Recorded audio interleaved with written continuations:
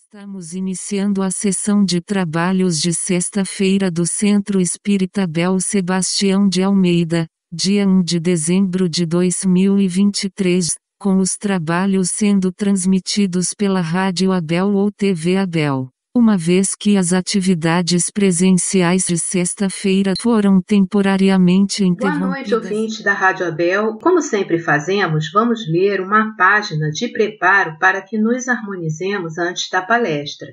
A página de hoje foi retirada do livro Justiça Divina pelo Espírito Emmanuel e Psicografia Francisco Cândido Xavier.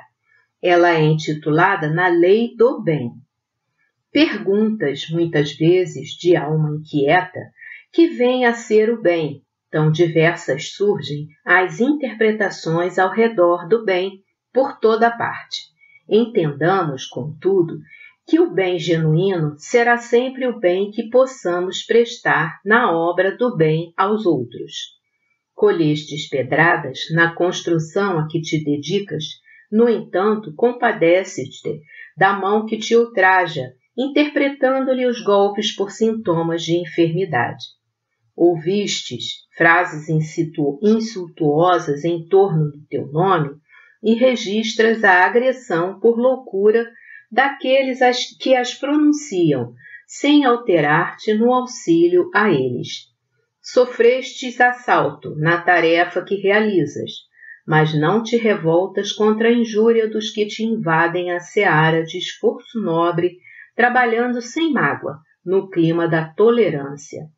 Podes falar com razão a palavra acusadora contra o adversário que te feriu. Contudo, reconheces a ofensa por crise de ignorância e nem de leve te afastas da desculpa irrestrita. Tens bastante merecimento para destaque e ocultas-te na atividade silenciosa, sem fugir à cooperação junto daqueles que te dirigem. Conservas a possibilidade de reter o melhor quinhão de vantagens e não te lembras disso, ofertando o melhor de ti mesmo aos que te comungam a experiência. O bem é luz que se expande, na medida do serviço de cada um ao bem de todos, com esquecimento de todo mal. Sem afetação de santidade, ajudemos o próximo, a fim de que o próximo aprenda a ajudar-se. Sem cartaz de virtude, olvidemos as faltas alheias, reconhecendo que poderiam ser nossas, diante das fraquezas que carregamos ainda. Recorda que se há espíritos transviados ou injustos em decúbito moral através do caminho, são eles tão necessitados da parcela de teu amor quanto os famintos a quem dás espontaneamente o prato de pão. A felicidade real nasce, invariável, daquela felicidade com que tornamos alguém feliz. Façamos assim aos outros o que desejamos nos façam eles, na convicção de que, se cuidamos da lei do bem, a lei do bem cuidará de nós. Uma ótima palestra a todos. Amigos do Centro Espírita Abel Sebastião de Almeida, hoje é dia 1º de dezembro de 2023. E o nosso estudo de hoje se refere às questões 629 a 648, o bem e o mal. Então, a pergunta 629, Kardec questiona: que definição se pode dar da moral? E os espíritos respondem: a moral é a regra do bem proceder, isto é, a de distinguir o bem do mal. Funda-se na observância da lei de Deus e o homem procede bem quando tudo faz pelo bem de todos, porque então cumpre a lei de Deus. E aí no livro Estudando o Livro dos Espíritos, Ana Maria Spranger e Djalma Santos comentam que a moral é reconhecida pelos exemplos de comportamento em sociedade. Se a pessoa dá demonstrações de solidariedade, de justiça, de religiosidade, de amor aos semelhantes, de ética, então ela possui moral. porque procede bem com o próximo. Aí na pergunta 630, Kardec questiona: como se pode distinguir o bem do mal? E os espíritos respondem: o bem é tudo que é conforme a lei de Deus, o mal, tudo o que lhe é contrário. Assim, fazer o bem é proceder de acordo com a lei de Deus. Fazer o mal é infringi-la. E Djalma e Ana Maria comentam que o mal corresponde à ausência do bem. Então, aquele que ainda não conseguiu absorver o bem, vive suportando dores e sofrimentos resultantes do mal. Após muitas encarnações e vivências no campo da carne e do espírito, o ser humano percebe que o caminho do bem é o único que conduz à felicidade e à perfeição. Aí, ele faz sua opção final pelo caminho do bem. E aí, na pergunta 631, Kardec questiona: tem meios o homem de distinguir por si mesmo o que é bem do que é mal? E os espíritos respondem: sim, quando crê em Deus e o quer saber. Deus lhe deu inteligência para distinguir um do outro. E Ana Maria e Djalma comentam que os recursos para distinguir o bem do mal encontram-se dentro do próprio homem, que aos poucos vai avaliando suas experiências e adotando medidas que possam melhorar sua conduta, fazendo escolhas mais corretas dentro do campo da intelectualidade, da moralidade, afastando-se aos poucos dos vícios, paixões, desejos que afastam o ser humano do bem. Na 632, Kardec questiona: estando sujeito ao erro, não pode o homem enganar-se na apreciação do bem e do mal e crer que pratica o bem quando em realidade pratica o mal? E aí os espíritos respondem: Jesus disse: vede o que querias que vos fizessem, ou não vos fizessem. Tudo se resume nisso. Não vos enganareis. Então, aqui os espíritos estão nos direcionando aos ensinamentos de Jesus e dizendo que a gente não pode fazer aos outros o que nós não queremos para nós mesmos. Então, por aí o homem pode perfeitamente distinguir o que é bem do que é mal. E Djalma e Ana Maria explicam que antes de praticar qualquer ato, devemos consultar nossa própria consciência e, se ela desaprovar o que vamos fazer, fica muito simples. Ainda mais se surgirem desejos que querem falar mais alto que a consciência. Devemos adotar medidas de segurança em nós mesmos que impeçam que os desejos consigam bloquear nossas consciências.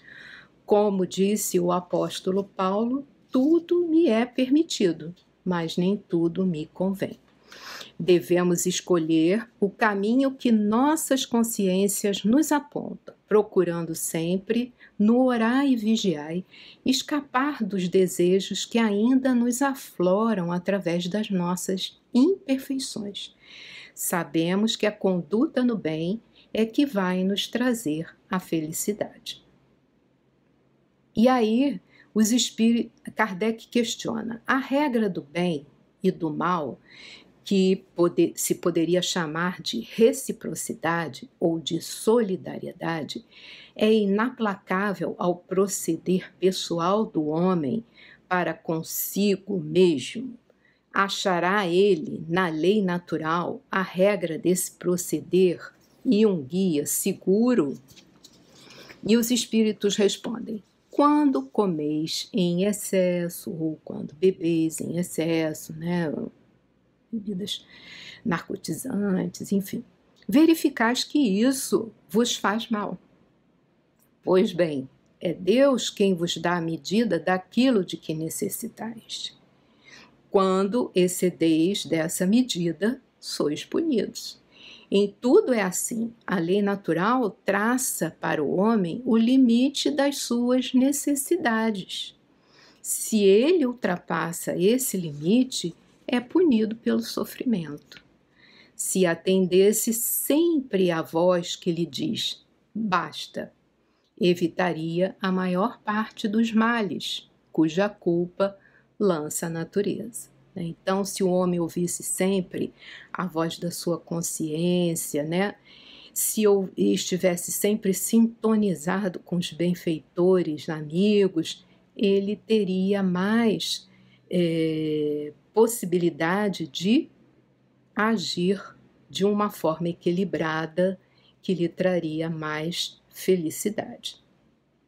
Djalma e Ana Maria, eles comentam que a lei natural de proteção é, na realidade, um instinto de conservação, um determinismo divino que nos adverte quando estamos correndo riscos em todos os campos da vida: alimentação, saúde, relacionamentos, comprometimentos, etc., dando sempre um sinal de alerta antes de se consumar o ato.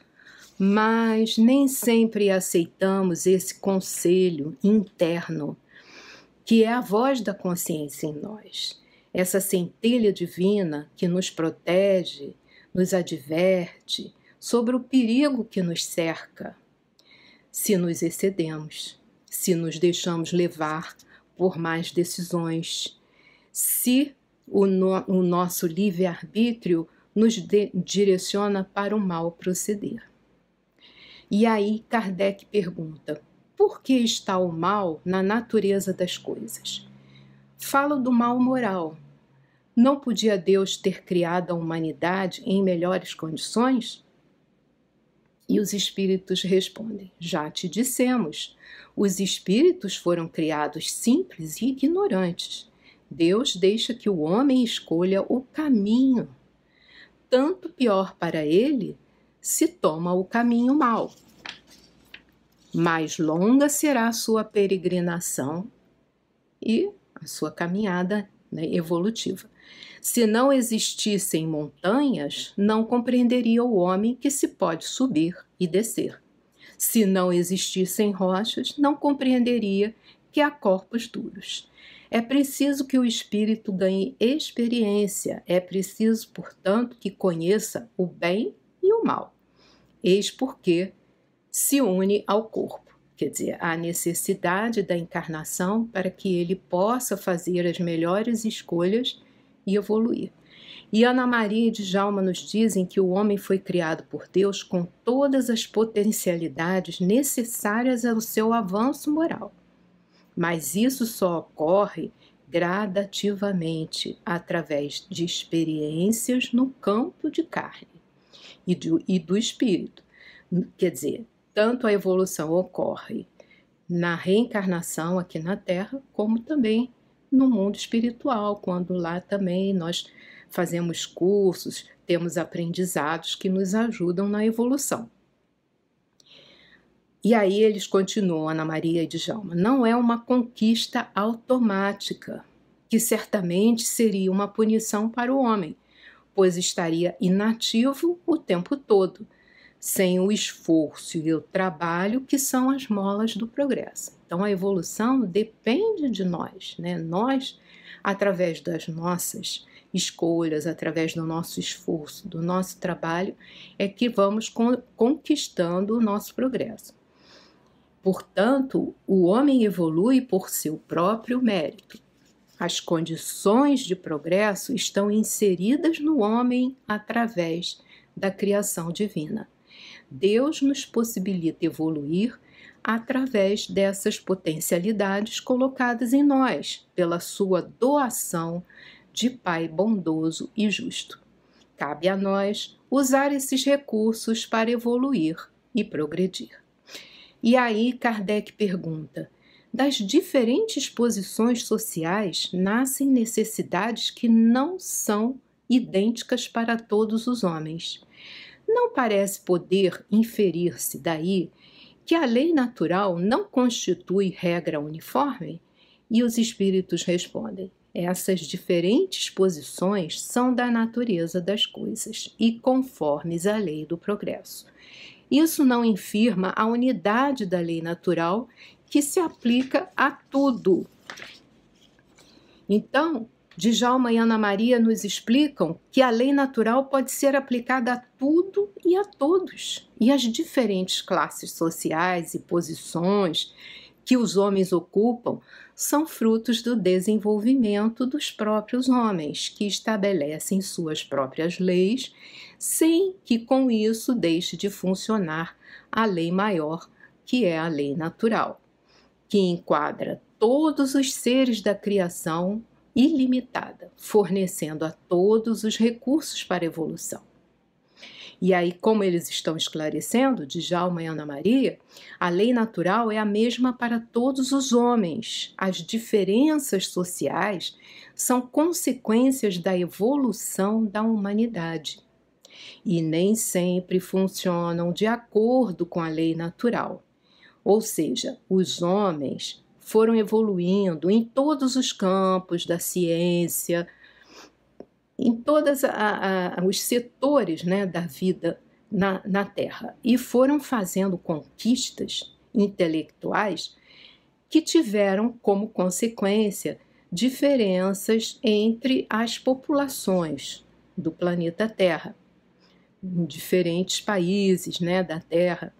Quando a evolução for completa, essas diferenças serão equilibradas pela solidariedade e amor ao próximo. Então, atualmente, por ser a Terra ainda um planeta de provas e expiações, a gente percebe nas diferentes regiões do planeta uma desigualdade muito grande, né? E aí, como eles estão nos esclarecendo, quando a humanidade estiver mais evoluída, né, essas diferenças vão ser equilibradas pelo amor ao próximo, né, pela solidariedade, e aí sim o planeta Terra vai ser um planeta mais feliz.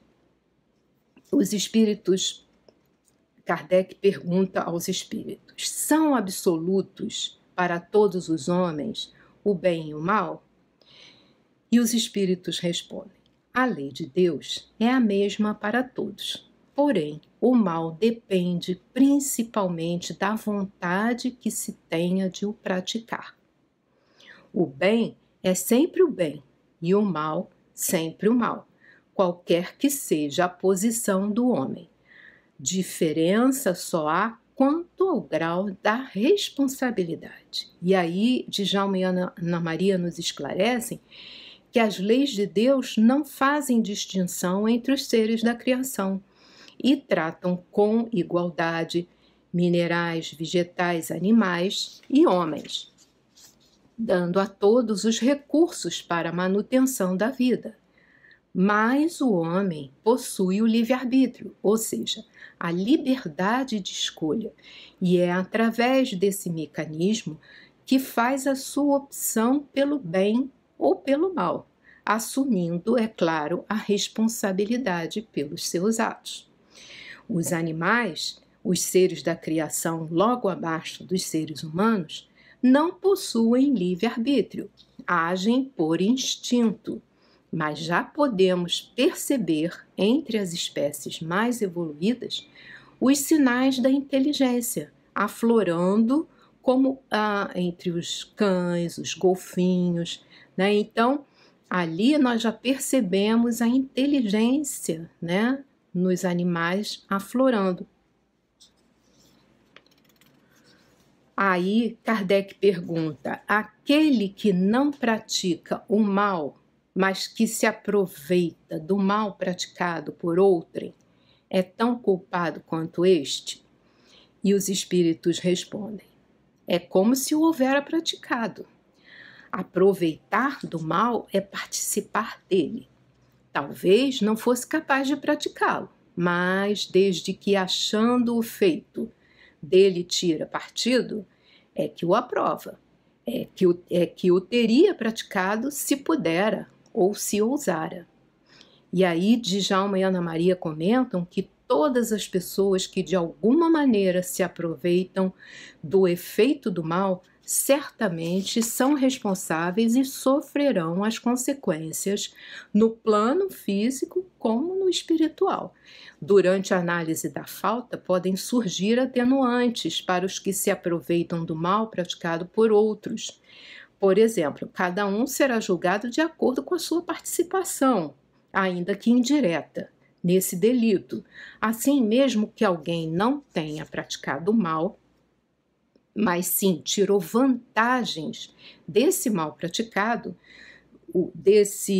por outra pessoa, né? Dependendo do seu grau de envolvimento, da sua vontade de tirar vantagem do mal, a sua culpa pode ser maior ou menor. Então, Deus, que tudo sabe, que é justo, né, é um Pai generoso, mas é justo, ele vai perceber, né, o que aquela pessoa que não praticou o mal, mas teve envolvimento nesse mal, o que ela tirou de proveito dali e, claro, essas consequências advirão para ela também, como advirão para quem praticou o mal. E aí Kardec pergunta, será tão repreensível quanto fazer o mal ou desejá-lo? E os espíritos respondem, conforme a virtude em resistir-se voluntariamente ao mal que se deseja praticar, sobretudo quando há possibilidade de satisfazer-se a esse desejo. Se apenas não o pratica por falta de ocasião, é culpado quem o deseja.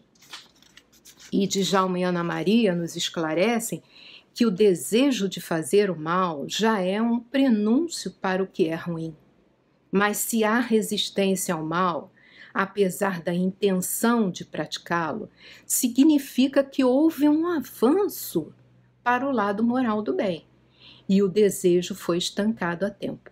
Então, aquele que sentiu a vontade de praticar um ato que não é bom, mas conseguiu resistir, né, a esse desejo e não foi ao fim da prática do mal, ele já denota aí um avanço moral e que trará a ele consequências boas, né?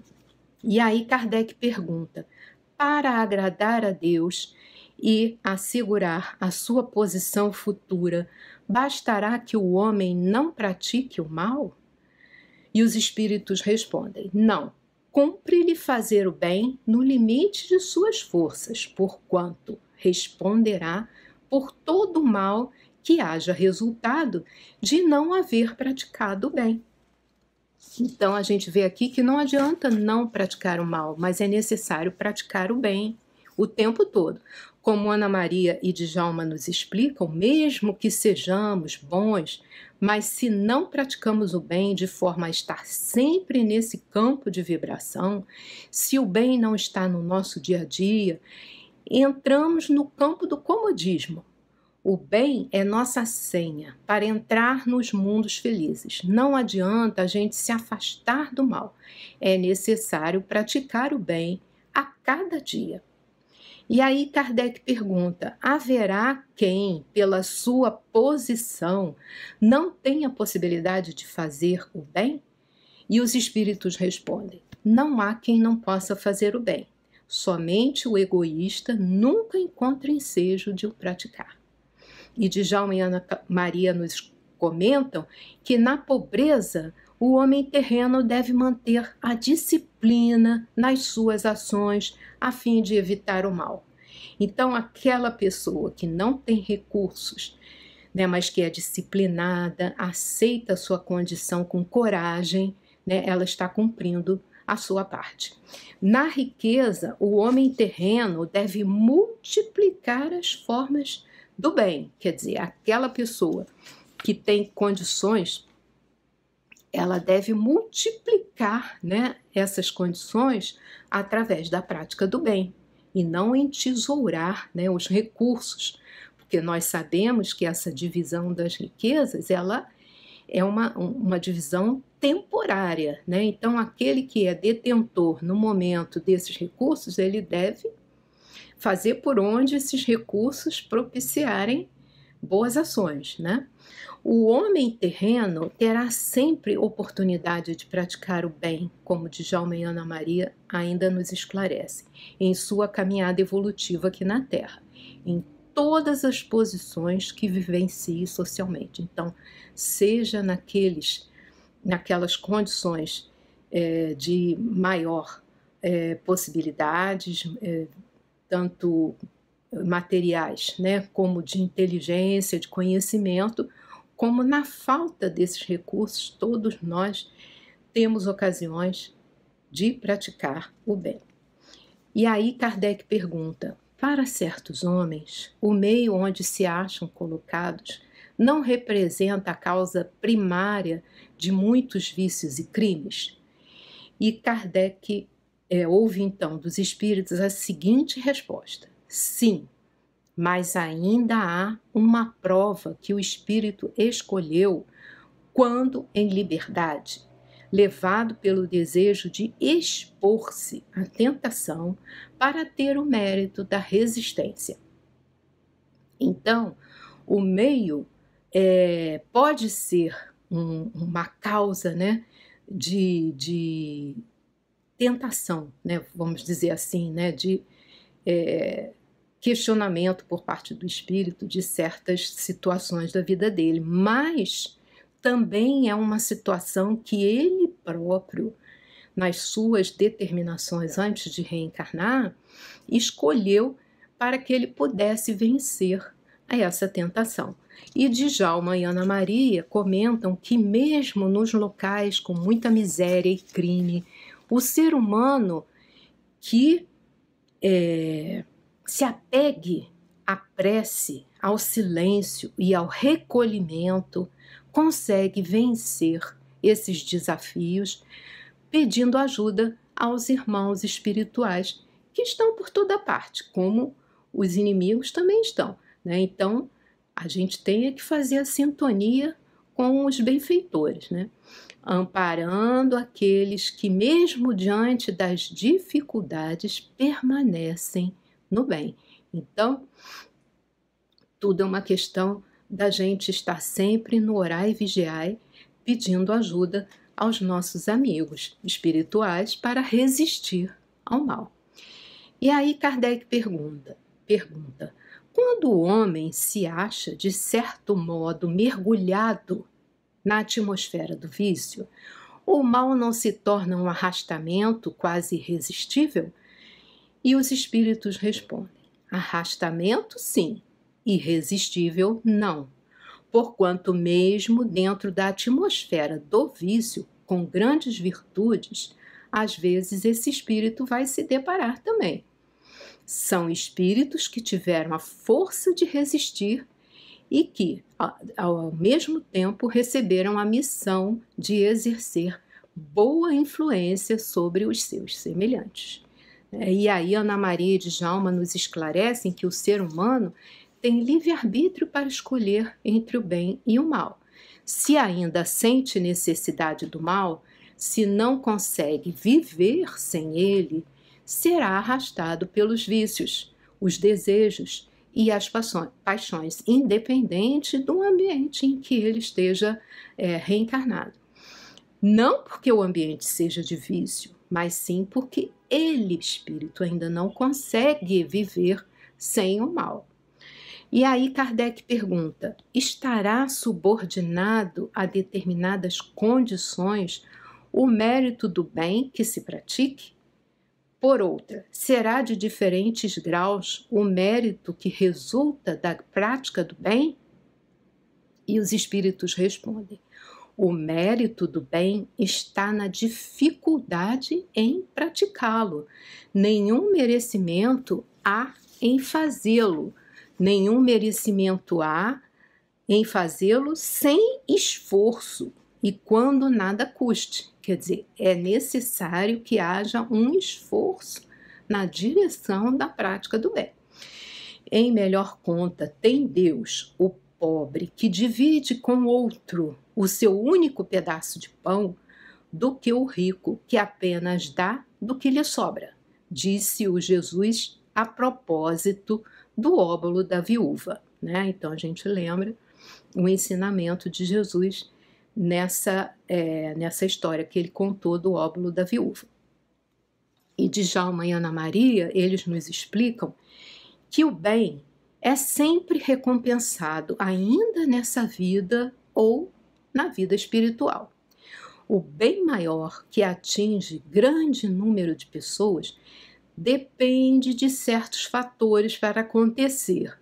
Então, por exemplo, uma descoberta de um remédio para uma doença terrível como câncer, né, depende do trabalho de um grupo de pessoas, né, de pesquisadores, e dos recursos que as instituições responsáveis usem para que essas pesquisas se desenvolvam.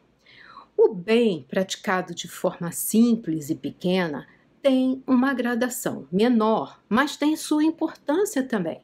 Imagine todos nós lá da nossa Casa Espírita Abel colaborando na campanha de Natal e doando os itens que as crianças necessitam, como roupas, sapatos, material de higiene. Em pouco tempo, juntos, cada um colaborando com o seu bem pequeno, né, na confecção dessa bolsa, o bem maior será alcançado através desse bem menor de cada um. E aí Kardec pergunta: a lei de Deus se acha contida toda no preceito do amor ao próximo ensinado por Jesus? Certamente esse preceito, os espíritos respondem, certamente esse preceito encerra todos os deveres dos homens uns para com os outros. Cumpre, porém, se lhes mostre a aplicação que comporta, a aplicação que comporta, do contrário, deixarão de cumpri-lo, como fazem presentemente. Quer dizer, na Terra ainda não há o cumprimento, né, dessa lei de Deus de forma satisfatória, né? Demais, a lei natural abrange todas as circunstâncias da vida, e esse preceito compreende só uma parte da lei. Aos homens são necessárias regras precisas. Os preceitos gerais e muito vagos deixam grande número de portas abertas à interpretação. E aí, Djalma e Ana Maria, eles explicam que as leis de Deus estão contidas em tudo que se movimenta no universo e se concentra de uma forma mais precisa na convivência entre os seres. Por isso foi que Jesus nos recomendou: amai-vos uns aos outros, pois essa é a maior lei. Então, o amor ao próximo é que vai nos libertar do ódio, do rancor e do ressentimento, dando-nos asas para voar na direção da felicidade verdadeira. E aí Kardec pergunta: que pensais da divisão da lei natural em 10 partes, compreendendo as leis de adoração, trabalho, reprodução, conservação, destruição, sociedade, progresso, igualdade, liberdade e, por fim, a de justiça, amor e caridade? E aí os espíritos respondem: essa divisão da lei de Deus em 10 partes é a de Moisés e de natureza a abranger todas as circunstâncias da vida, o que é essencial. Podes, pois, adotá-la, sem que por isso tenha qualquer coisa de absoluta, como não o tem nenhum dos outros sistemas de classificação, e que todos dependem do prisma pelo qual se considere o que quer que seja. A última lei é a mais importante, por ser a que faculta o homem adiantar-se mais na vida espiritual, visto que resume todas as outras. E aí Djalma e Ana Maria, eles acrescentam que, sem dúvida, os 10 mandamentos recebidos através da mediunidade por Moisés no Monte Sinai são, até hoje, um código de honra maravilhoso. Jesus acrescentou, abrandando a lei mosaica, que cada um seria morto pelo seu próprio pecado. Ou seja, cada um é responsável por si mesmo. Muito obrigada pela atenção e fiquem todos com Deus.